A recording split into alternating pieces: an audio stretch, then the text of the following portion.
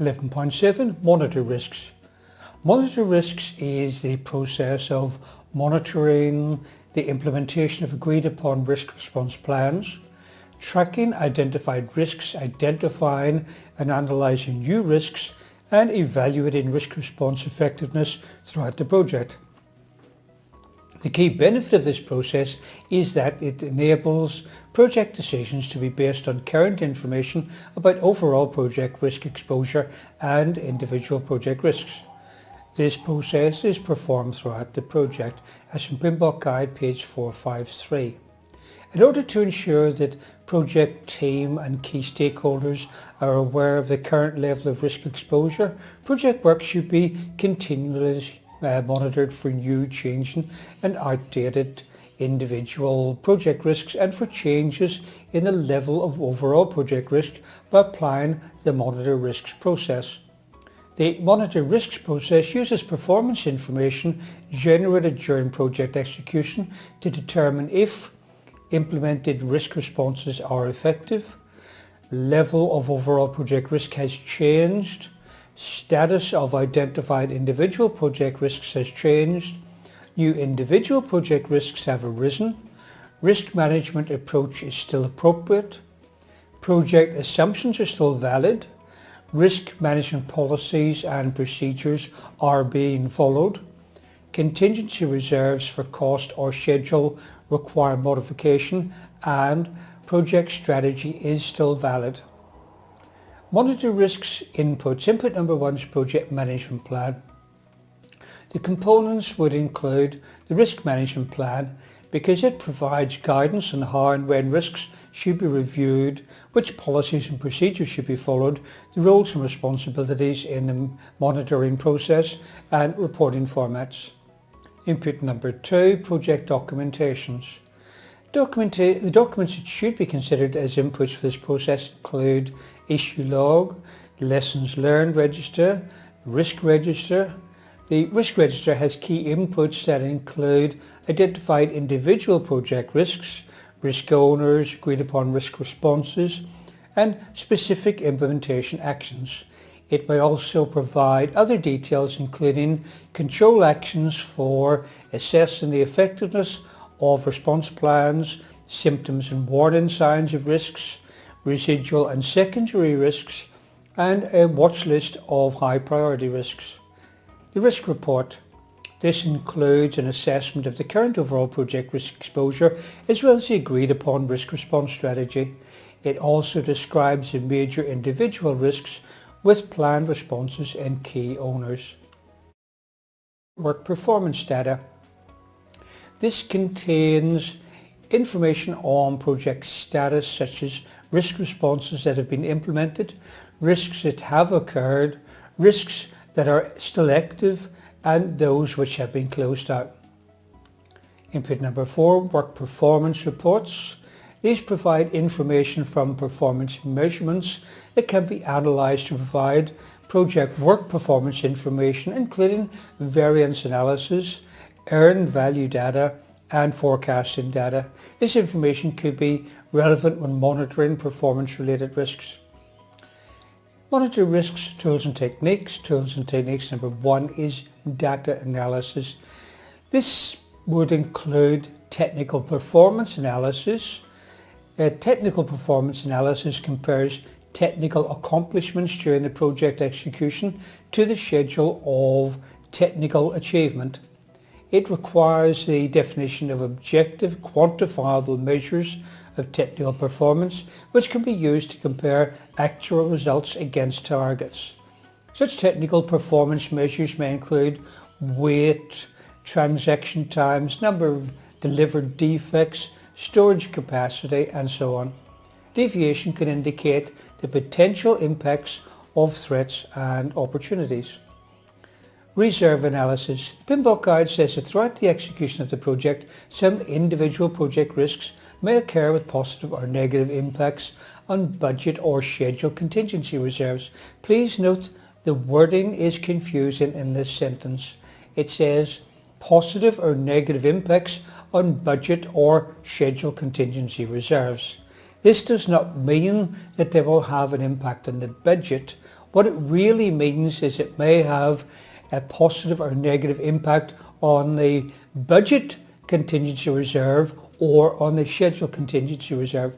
Okay, but what does that actually mean? It means that if the risks which occur are threats, then they may have a negative impact on budget contingency reserve or schedule contingency reserve.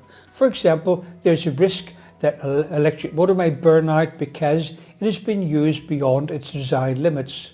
This could cause a drawdown on budget reserves to pay for repairs, replacement or upgrade, plus a drawdown on schedule contingency reserves for the time taken to get it back into service. But if the risk was an opportunity, for example, using a new computer application is forecast to save money and time in the project, then these savings can be added to the project contingency reserve and schedule contingency reserve. Reserve analysis compares the amount of the contingency reserves remaining to the amount of risk remaining at any time in the project in order to determine if the remaining reserve is adequate. And of course, in this instance, the PMBOK guide is talking about negative risks because, as I said before, positive risks can increase the reserves. The impact on the reserves can be communicated using various graphical representations such as a burn down chart. Tools and techniques number 2 is audits. If you recall the quality audit, whose purpose was to assess the effectiveness of the quality management system and not the quality of the products, in a similar way, now we have an audit to assess the effectiveness of the risk management system, not the effectiveness of different risk treatments. The project manager is responsible for ensuring that risk audits are performed at a regular frequency. The audit may be performed by team members, but personally I would recommend that the risk audit be carried out by people who are external to the team. And it may be undertaken by the project management office, and this avoids a possibility or the appearance of bias or conflict of interest or something like that. The frequency of the risk audit is defined in a project's risk management plan. However, if it becomes clear that there may be problems with the risk management system, an audit may be called out of session at any time. Risk audits may be included during routine project review meetings or may form part of a risk review meeting, or the team may choose to hold separate risk audit meetings. The format of the risk audit and its objectives should be clearly defined before the audit is conducted. Tools and techniques number 3, meetings. Meetings that can be used during this process include risk reviews. Risk reviews are scheduled regularly and should examine and document the effectiveness of risk responses in dealing with overall project risk and with identified individual project risks. Risk reviews may also result in identification of new individual project risks, including secondary risks that arise from agreed upon risk responses. Reassessment of current risks, the closing of risks that have been outdated, issues that have arisen as a result of risks that have occurred, and identifications of the lessons to be learned for implementation in ongoing phases in the current project or in similar projects in the future. The risk review may be conducted as part of the periodic project status meeting, or a dedicated risk review meeting may be held as specified in the risk management plan. Monitor risk outputs. Output number 1, work performance information.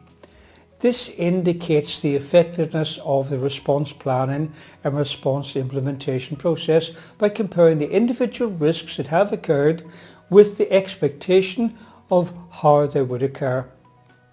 For example, there is a risk that a motor might overheat and shut down on occasion, thereby stopping a critical process until the motor cools down. It's not possible to use a larger motor, and so the mitigation response is to place an air conditioner beside the motor. This proves to be a satisfactory solution, and so in this case the response planning and response implementation processes were effective. Output number 2, change requests. The monitor risk process may result in a change request to the cost and schedule baselines or other components of the project management plan. Do you know what I'm going to say next?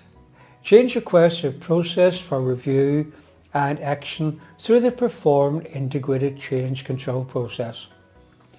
Change requests can include recommended corrective and preventive actions to address the current level of overall project risk or to address individual project risks. Output number 3, project management plan updates. As risk can happen anywhere, at any time, any component of the risk management plan may be affected.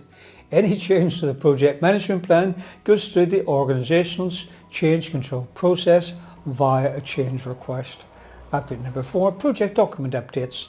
These would include the assumptions log, because during the monitor risk process, new assumptions may be made, new constraints may be identified, and existing assumptions or constraints may be revisited and changed. The assumption log is updated with the new information. The issue log can be updated, the lessons learned register, the risk register. The risk register can be updated with information on individual project risks generated during the monitor risks process. This may include adding new risks, updating outdated risks, or risks that were realized, updating risk responses, and so forth. The risk report. As new information becomes available through the monitor risk process, the risk report is updated to reflect the current status of major individual project risks and the current level of overall project risk. The risk report may also include details of the top individual project risks, agreed upon responses and owners, and conclusions and recommendations. It may also include conclusions from risk audits on the effectiveness of the risk management process. Output number 5, organizational process risk assets updates, and in this case it will be templates for the risk management plan, risk register and risk report, and the risk breakdown structure. That brings us to the end of monitor risks, and in fact the end of the risk module. And so the next module is number 12, project procurement management. So please read the corresponding chapter in the PMBOK guide before watching the video.